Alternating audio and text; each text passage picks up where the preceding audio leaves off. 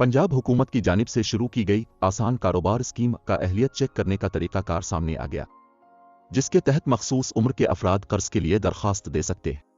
वजीर आला पंजाब की हिदायत पर 84 अरब रुपए से जायद की फिनांस स्कीम मुतारफ कराई गई है, जिसमें से 36 अरब रुपए बिलासूद कर्जों की फराहमी के लिए मुख्तस किए गए।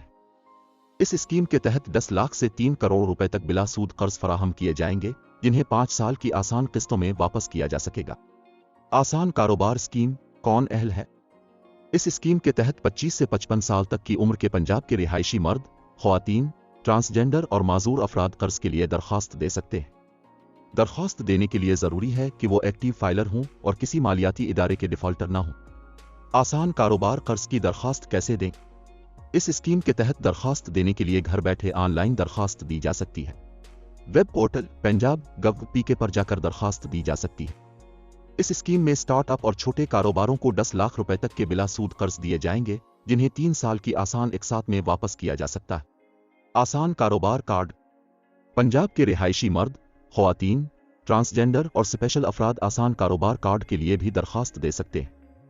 इसके लिए पोर्टल किसी punjab.gov.pk पर अप्लाई किया जा सकता है।